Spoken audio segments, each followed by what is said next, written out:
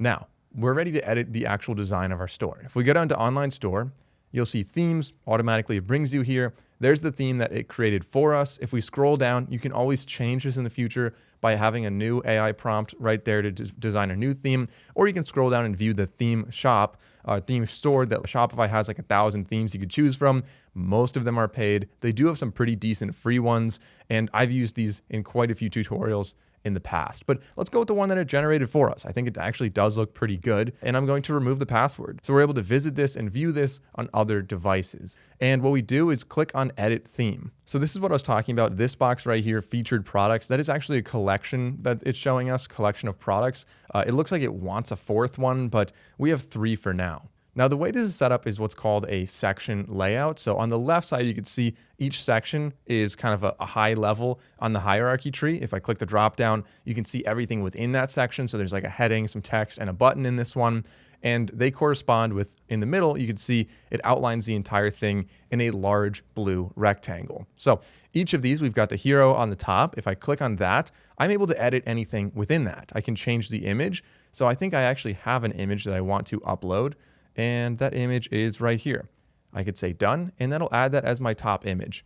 Looks pretty good so far, but the text is a little bit harder to read now. There's a good way to change that. As we scroll down, you can see there's a lot of settings within this hero section right here that can help us customize any media. So we have 2 different options for media. We only have 1 in there right now, which is fine.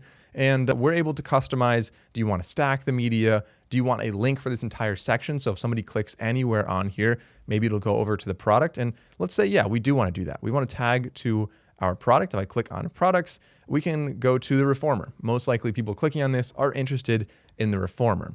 And we can open that in a new tab. So they still have the home page here, and then in a new tab, they can learn more about the reformer. We can also customize our layout down here, the position of buttons, the height and the width and stuff like that. The color scheme is something that we'll be adjusting for each section, but that's pretty uniform across our entire website.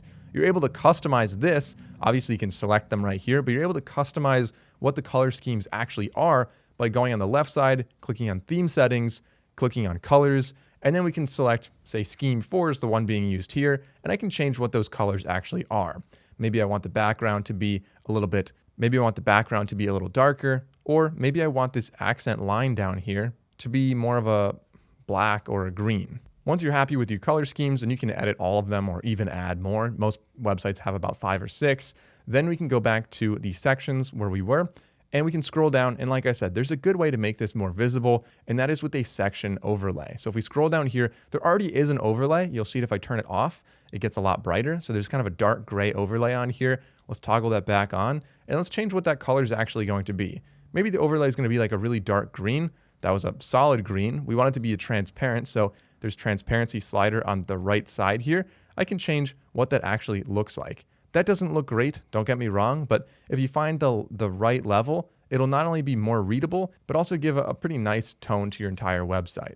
We can also make it a gradient, so most of the overlays like at the bottom, for example, if it's going up or down. And so that could be a good way to have the floor look more natural and the top look different, or maybe the bottom look more green, but the sky looks quite natural. There are many settings in there. I'm not going to waste time going through that, but if we go back to where we were, in that hero section, we can add more blocks, we can customize what's in groups, and we can change a lot about this. Now, ultimately, I don't think there's a great way to have this text in front of the reformer. Really, what you want to do is change the image. But to make things easier for this tutorial, I'm just going to remove the text entirely. I can click on the eye icon right there, and it hides it, which actually looks quite good on this website now. You can also click the trash can to delete it. If we scroll down, we can customize everything down here, or we can use AI to actually do this stuff for us. So over here, I could say, please change our product. I want to change it to 3 products instead of 4, shown in the featured products grid right here. And just like that, the AI was able to do that for us. I think that's pretty good. And over here, you can see it highlights it in purple, what it actually changed. So you can either change it back, or you can customize it even further. If we scroll down, we have this little blurb it made for us. And everything else actually looks pretty solid down here.